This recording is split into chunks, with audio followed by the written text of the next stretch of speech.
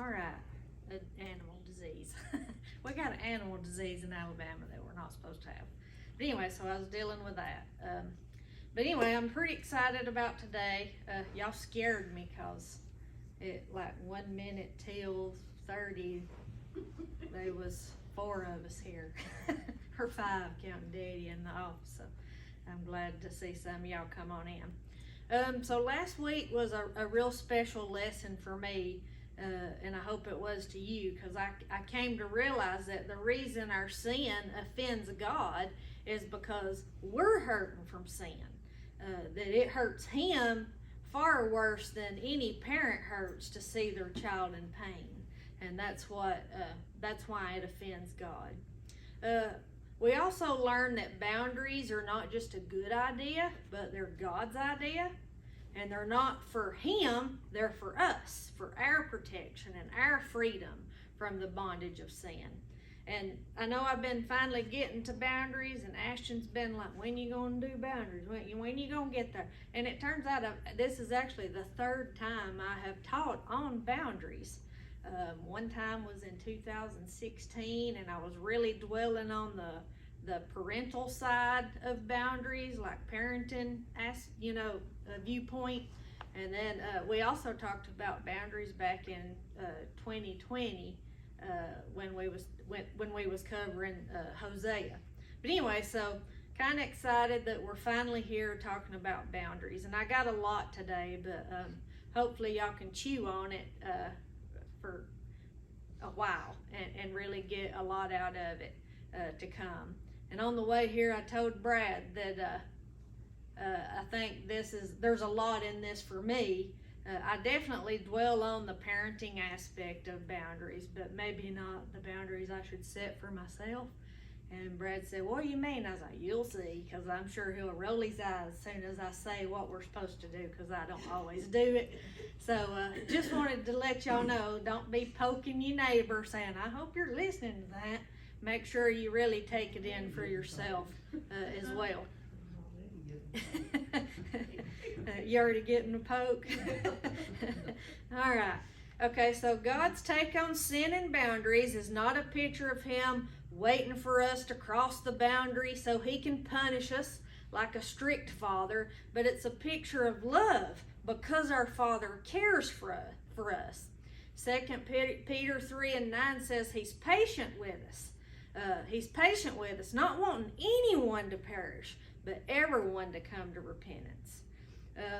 And last week I dove head first into God's first recorded conversation with man as He set that first boundary for man.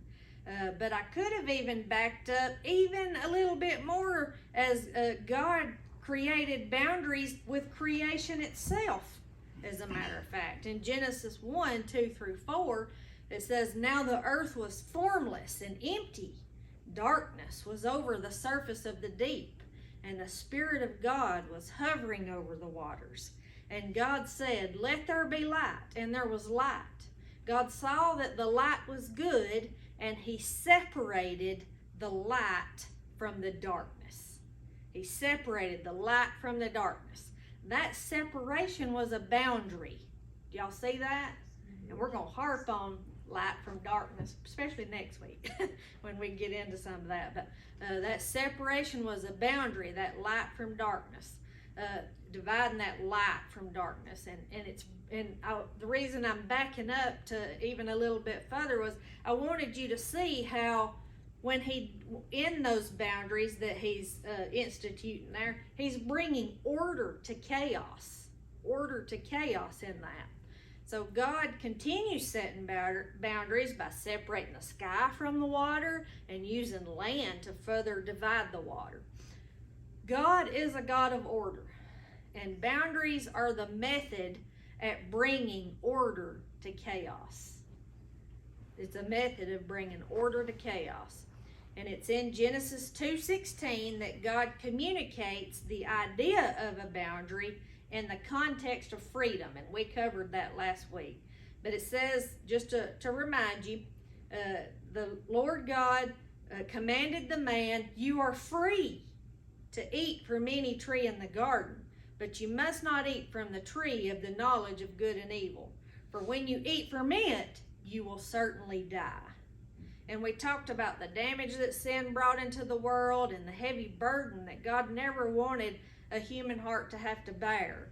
So that one restriction, it was for Adam's protection and for his freedom, right? Yes. Freedom from that weight of sin.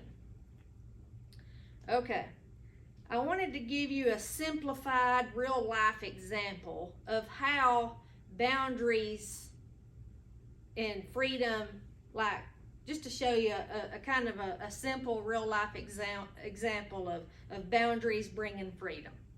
There was this playground experiment that was conducted by the American Society of Landscape Architects to discover the effects of a fence around a playground and the consequent impact it would have on the preschool children. So teachers were asked to take their children to a local playground in which there was no fence during their normal recess hour. The kids were to play as normal. The same group was then taken to a comparable playground in which there was a defined border designated by a fence. And in the first scenario, without the fence, the children remained huddled around the teacher because they was fearful of leaving out of her sight. The latter scenario, the one that did have the fence, was drastically different. The children felt free to explore within the given boundaries. Now I know that's kind of, that was the experiment. So the kids in the fence, they felt free and safe to explore within the given boundaries. But when there wasn't a boundary, they was afraid and stayed huddled around the teacher. So the overwhelming conclusion was that in a given limitation, children felt safer to explore the playground. Without the fence, the children were not able to see the given boundary or limit, and they were more reluctant to leave the caregiver, not knowing, how far they could go. With a boundary, in this case, the fence, the children felt at ease to explore the space, free to explore the space. They were able to separate from the caregiver and continue to develop in their sense of self while still recognizing that they were in a safe environment within the limits of the fence. Well, God designed us that way on purpose. That's the way we're designed. He designed us that way on purpose, to know that we are safe in the confines of His boundaries. And it brings us assurance and confidence to move about freely in His protection. So it wasn't an accident. It was on purpose that we're that way. And the little kids proved it. Well, back in the garden, God tells Adam, if you eat from this one tree, you will die. So I wanted you to notice there's a consequence, right? Yes. There's a consequence. A boundary without a consequence is hard to take serious, wouldn't y'all say? Yes. Boundaries have consequences to teach you to pay attention, to be aware of where they are, to avoid those consequences. If you've got a consequence, you're going to know where it is so that you don't cross it and have the consequence. If I told Ashton to be home at 9:30, but said, but if you're not home, be home at 9:30, but if you're not, nothing's going to happen, don't worry about it, no consequences, when would she be home? When Ashton wants to be home, right? Right? She wouldn't care. She would disregard the boundary that I set. Before closing last week, I also quickly mentioned that sin also caused separation from God. Remembering afterwards, after they partook of the tree, they hid from God. So the boundary was providing a way for closeness with God, not creating a divide like a barbed wire fence. It wasn't the boundary that caused the divide. It wasn't the boundary or the command to not partake of the tree that caused the divide. Sin did that. Sin caused the divide, the separation from God. Where there's sin, things are not as they were intended. Like, they're not as they were intended. So let's just say that there was dysfunction, not functioning the way it's supposed to. So dysfunction because of it. And where there is dysfunction, there is chaos. And where there is chaos, there's a need for order, which brings about a need for boundaries. And that was why I told the story about creation, to set that, so you could see that. And that's what it was. It was chaos. And God brought order through setting those boundaries and laying those off. We talked last week that in the beginning, we ended with this. We was like, there was just like one rule. That's it. Just one little rule, one little boundary. And we was like, man, that would have been nice, you know?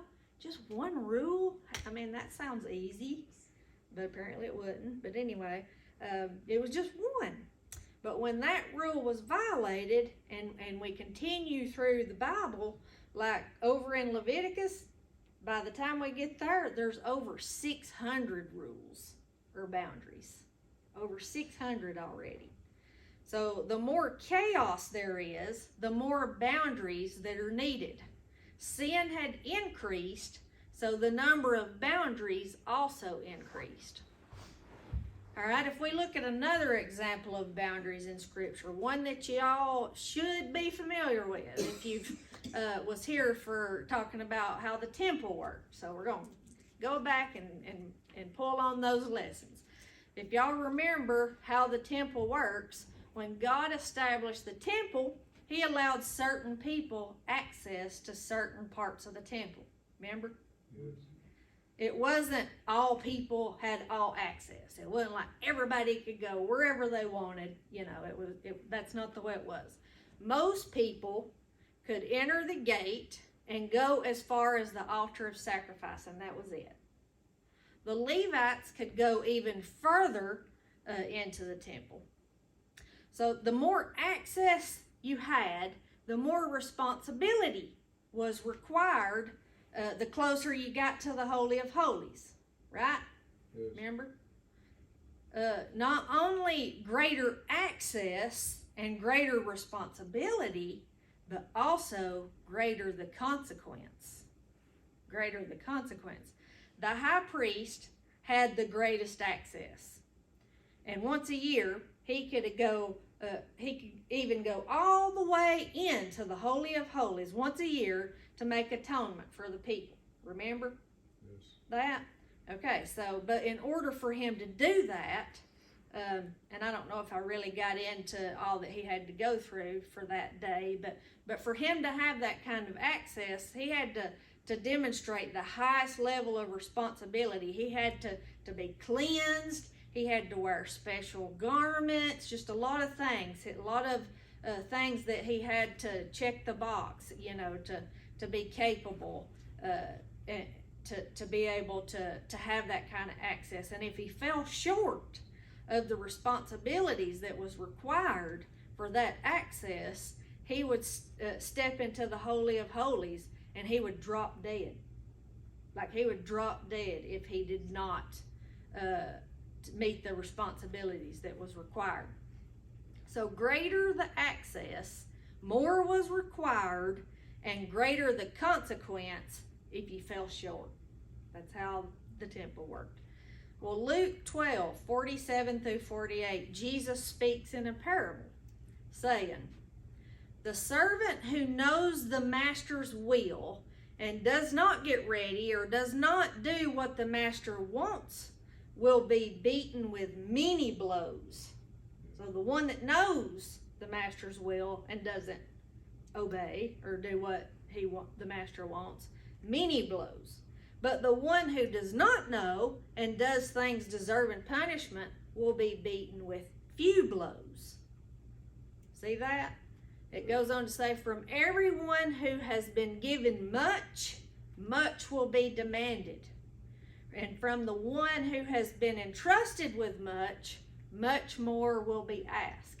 Hopefully y'all can see how this is pertaining to what I'm talking about the access and the capability or responsibility and the consequences.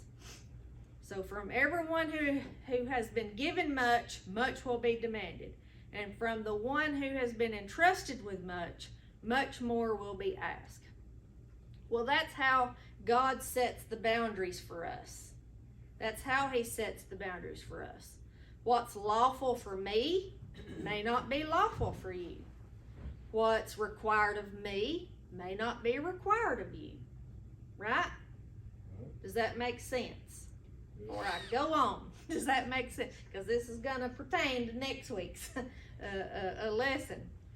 So, you know, what's given much, much is demanded. So, access, responsibility, consequences. Okay. All right. So, not only does God set boundaries, but we should set boundaries in his example. We set boundaries in his example. We set boundaries for our children, and we set boundaries for ourselves as adults for protection and freedom. Same context. Keeping God's principles in mind is the why and the how that we determine where to set boundaries. So we're basing it on the capacity to fulfill the responsibility. That may sound a little bit confusing, but it'll make sense in just a second. So you set those boundaries based on the capacity to fulfill the responsibility. For boundaries for ourselves, this may depend on the capacity for how much time we have, or our financial capacity, for example. We are limited by our capacity because we're human. We have limitations because we're human. We don't have endless time.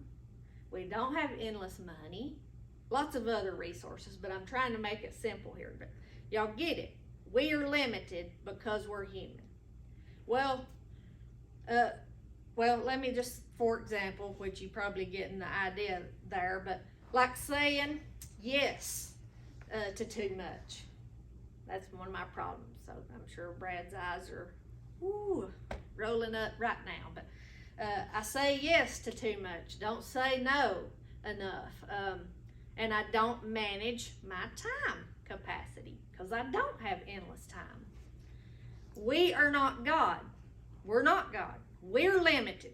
God is unlimited in his capacity and resources. Very important for y'all to get a hold of that. God is not limited in his capacity and resources. We're limited. God is not limited. Let's take our children's capacity, for example. I didn't give Ashton the keys to my car when she was 3 years old and, expect her to run out and drive it. Do y'all do that? No, we don't. We wait until they're capable to handle that responsibility before we give that access. I see this is a very common problem I see with parents. Parents give level 10 access to their kids to do whatever they want, letting them call the shots. That just drives me nuts. That the kids will call the shots. Level 10 access, do what they want, call the shots, when they're really only capable of handling level 6. That don't make sense, right? Yeah. The distance between the access we're given, so 10, they're given 10, level 10 access, and the responsibility that they're capable of, so let's just say 6, that distance from 10 to 6, that distance is where dysfunction and chaos grows within relationships. That's where a boundary is needed. That's where a boundary is needed. And just to make sure y'all know, if God has already established a boundary in Scripture, we don't move that ancient boundary stone, as it says in Proverbs 22 and 28. So some things That's just the way it is. What is it you say? Whether you believe it or not, it's the way it is. That some people say, I believe, he said it, I believe it, and that makes it so, but some things, it's, he said it, whether you believe it or not, it's still so. That's those kind of things, those ancient boundary stones. All right, most of y'all know that many of our earthly relationships reflect our relationship with God in some way. Probably one of the most accurate is the parent-child relationship. Now she's rolling her eyes because this is sounding familiar, ain't it, Ashton? One of the most accurate is the parent-child relationship, where we learn as children how to interact with God as we become adults. Dad talked last Sunday about how families are in a state of dysfunction and chaos, right? How messed up they are. And they just get worse and worse. Each generation just moves that boundary stone, But anyway, so families are in a state of dysfunction and chaos. And our enemy, Satan, has come after our families because of the reflection of family relationships that we see in our relationship with God. That's why he's come after them. And this kind of goes back to the whole image of, we're a reflection, made in his image thing. But our earthly relationships are a reflection of our relationship with God in some way. So why would it be important for the parent to establish healthy boundaries as their child grows up? Why would it be important for a parent to establish healthy boundaries as their child is learning and growing? Okay, I'll give you the answer. So if the parent-child relationship mirrors our relationship with God as a child matures into an adult, it's as a child that they learn whether to be obedient to God the Father and to respect boundaries that he set to keep them free from the bondage of sin. That's where they learn to obey those commands. That's where they learn that healthy respect for authority and the consequences. They learn all of that in that relationship with authority figures. When Ashton was in the 3rd grade, so I won't tell a recent story, one of those teenager horror stories, but when Ashton was in the 3rd grade, she got in trouble in class with her teacher, who just happened to be a lady I knew because I graduated high school with her. But she got in trouble because it was a rule not to chew gum in the classroom. Well, she was chewing gum and her teacher asked her to go spit the gum out. Well, she knew exactly what she was doing. So she went over to the garbage can and she pretended to spit out her gum. She didn't actually spit out her gum, she pretended to spit out her gum. Well, of course, I guess she probably was chewing it, and then, there she was caught. And I can't remember what the consequence was for her, willfully disobeying her teacher there, but it wasn't much. And I was mad. So I called her, because we was friends, we graduated high school together. And we was friends, and I called her and I was upset. I was like, why didn't you send her to the principal's office to get a paddling? Anyway, I was like, I wanted Ashton to learn. I told her this. I was like, that Ashton's learning to respect authority and how important it was for her to learn that there's real consequences for disobedience. And my intent was for Ashton to learn that lesson while the consequence was merely a spanking or a paddling. I didn't want her to grow up rebellious and disobedient to healthy commands where consequences would be much greater later on, like jail or death. And Christy admitted to me that she completely agreed with me. But she said, Brandy, you would not believe how most parents would have laid into me if I would have disciplined their child or sent them to get a paddling. And I was like, well, I'm mad because you didn't. So from now on, you better treat mine like you would yours. Anyway, so you see the point there. That is how most parents would react. And that's wrong. That's wrong. They're missing the point of learning the lessons of that, respecting authority and the consequences and obeying the commands and following those boundary lines that's set. So important.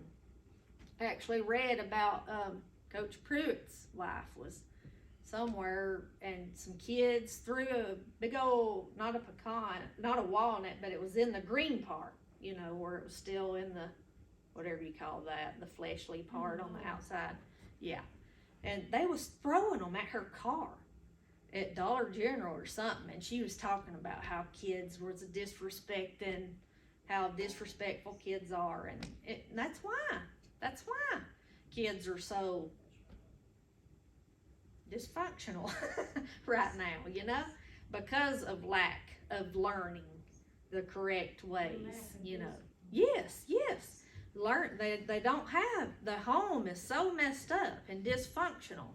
It's not functioning the way that God intended it to learn how to act and to be safe and free. You know what I'm saying? So the consequence should match the action of crossing the line that's set to cause them to know that it's not worth it and to respect the line, to know the seriousness of crossing that boundary. So think about these three things when it comes to boundaries: access, capability, and consequences. Different people have different limitations or capabilities, and access should be given based on ability to handle responsibility. I did want to caution y'all, because I do tend to probably dwell on the boundaries, especially between parent and child. I do that at home. I really harp on that. Some grandparents may think I set stupid rules because I have a sheet, and if she's 1 minute off, she crossed that line and there's a consequence. No exceptions unless it's, she was I said be home at 9:30 and she had a flat tire, that'd be different. But if she just did it to be doing, then there's a consequence. 1 minute, you crossed it. The end. There's a consequence. Because I don't want her to think I lied. When God says something, when God says, if you do this, this is going to happen, it's going to happen. So that's the way it is at our house. But one thing I do is I do a good job, I think, between this relationship and the boundaries, because I hope y'all think she's a pretty decent kid, but it's not by accident that, she's a decent kid. Trust me, and Brad can probably amen me if he wants to say amen ever, but he can amen me that Ashton and I butt heads very, very regularly, don't we? So she's always wanting to know exactly where that boundary is, and she tries to move it, but we ain't moving. But I'm not as good about setting boundaries for myself. And I wanted to caution you all about managing boundaries differently than the way you do between children and the way you do with other adults. Because those relationships are different between each other. Boundaries need to be healthy boundaries. Let's just say that right off the bat. So boundaries are not to try to control someone else with a boundary, like a spouse, for example, because yes, I've done that. So that's not what we're intending to do. So I'm not saying go set a bunch of boundaries, and you're not using boundaries to try to control somebody else, like your spouse or others in general. Boundaries are not a weapon. They're not a means to punish someone for the sake of trying to change them, right? They're a way to love better. They're a way to love better. You can't use external pressure to force them into your boundary for them. And I'm talking about adults here still. I'm talking about this adult thing. You kind of can with your kids, but because they're learning. Other adults, it gets a little tougher. So you can't use external pressure to force them into your boundary for them. If they're unwilling or incapable of the level we're requiring, it's only going to cause more frustration. It's only going to make it worse. You can't change someone long term by causing external pressure. It's just not sustainable. And I heard a really good example, or I thought it was a really good example, and it goes like this. If someone had a heart attack, a cardiac event, and their heart stopped, and you rushed over, to start CPR on them, and you're, external pressure, doing chest compressions on them to keep them alive, you could sustain them for a little while. For a little while, you are, sustaining them, causing a change in their situation, keeping them alive. But unless their heart starts beating on its own, you can't permanently sustain that change in the situation with external pressure. Does that make sense? Even though we might be desperate for a need for a change, like a change is desperately needed. Maybe in the other person, a change is desperately needed, but we can't force it onto somebody else. We can make the changes that we can make and set healthy boundaries for ourselves. That's what we can do for our own protection and freedom, and hope that it motivates change in them. One of the fruits of the Spirit is self-control, right? Yes, it is. All right.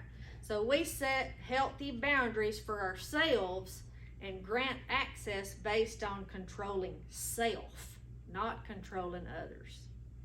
Who has a bank account? I do. We have, right? All right. Do you have a password or some sort of security code to that bank account? Yeah. I ain't saying that we can remember it, but we got one, right? So do you have that security measure in place because you're being selfish or unkind, or you're unwilling to give to others? Is that why you don't give access to everybody in here to your bank account? No. It's because you have limited resource capacity in your bank account. So if we was to give everybody in here access to our bank account, there might be somebody in here that's not responsible enough, and they would take so much of your money in your account that you might be bankrupt, right? So the security measures that you have in place is not because you're selfish, but it's because you want to be a good steward with the resources you have. And we do a pretty good job with our money. Most people do. Some people don't.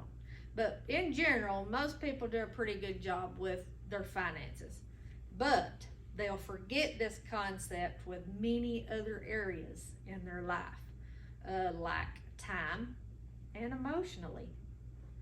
And we become overextended and worn down. And we come to a place where we feel like, I just can't take it no more. Just get tired of putting up with it and doing it. That's when there's a need for a boundary for yourself. Knowing our limits and setting those healthy boundaries keep our relationships healthy, so that we can love better and be closer, like God and man in the garden. The boundaries is to be closer, not dividing and causing separation. For example, some of y'all may know that I'm hot-tempered or short-tempered, I'll say. And she will bait me fairly often in these daily excursions, where I do lose. I'll get tired of it, and she does try to wear me down sometimes to move that boundary, and just keeps on and on, and then I'm like, one more time and it's over, that's it. But I get tired and frustrated and feel like I can't take it no more, and I become somebody I don't want to be. And I've had to set a boundary, like if I find myself getting angry, I take a time out. And I decided that I'm like, I'll be back in 15 minutes, and go cool off. So when we are so frustrated that we can't take it anymore, we get on the verge of killing a relationship or damaging a relationship. So think of it like this. Who are you at your best? And some of y'all might disagree, but I think at my best, I'm kind and I'm generous and I'm helpful. But on the other hand, when I'm frazzled and worn down and stressed, I'm short-tempered. I don't have patience, and I'm withdrawn from people. I'll withdraw alone and separate. So which version of yourself do you want to stay front and center in your relationships? The best version, right? Drawing healthy boundaries for yourself so that you can stay safe, sane, stable, and self-controlled. Self-controlled. It's a way of fighting for the relationship instead of fighting against loved ones that's on the other side of the relationship. It's not about leaving them or separating from them. It's about loving them well without losing the best of who you are. So what about the verses in the Bible and Jesus' model to lay down our lives for others? Some people say, well, you're supposed to lay down your life. And buddy, I feel like all the time I, give myself completely away, and there's nothing left of me to give to that one over there, and my family. But so that verse in the Bible, and then Jesus's model, of course, laying down his life. He laid down his life for a high and holy purpose. A high and holy purpose. He did not lay down his life to enable bad behavior to continue. That is not what that means, to lay down your life. We can't enable bad behavior and call it love. And this is something I learned too, again, with my loved one that was in rehab for so long. But we can't tolerate things that we should no longer be tolerating and call it a sustainable relationship. Love should be what draws us together and not what tears us apart. Relationships are wonderful until they're not. Until they're not. But the most important thing to remember when you're trying to have a healthy conversation with your loved one and trying to implement boundaries for yourself, sometimes you're hesitant to draw boundaries. And I've used some simple examples, and I realize a lot of dysfunction and chaos is way more complicated. And we can be afraid to draw that boundary because we know once they cross the boundary, we've got to execute on the consequence or whatever it is that we've decided we've got to do on our part. But we're afraid sometimes to draw that boundary because we're afraid that the other person could take something away from you that you're not sure you would be okay without it or them, if that makes sense. So one reason I wanted to say a while ago about God not being limited is I want you to remember that. When you're afraid to draw that boundary for fear of somebody taking something away and you not holding to that boundary, remember that your God is limitless in his capacity to provide for you in whatever you need. Now I know this has been a lot today, and I have covered a bunch, but I hope y'all can chew on it for a while. But we talked about God's boundaries and how and why he sets them. We discussed that we set boundaries under those same pretenses that he set for, the example. We talked about the importance of teaching our children to respect authority and obedience to commands that are set. not as a weapon to use against them, but out of love, protection, and freedom. And we wrapped up kind of with talking about setting boundaries for ourselves and adult relationships. So that's a lot, I know, a lot of stuff, and covered a lot of ground there. But we'll circle back to God's boundaries next week and talk about some specific boundary lines or commands that God has set in His Word, hoping that y'all have a better grasp now on why we have boundaries, why they're in place, and the consequences of sin and all that good stuff. So we'll get into that next week. Any questions or comments? I'm over. We did start late. Any questions or comments while I move this?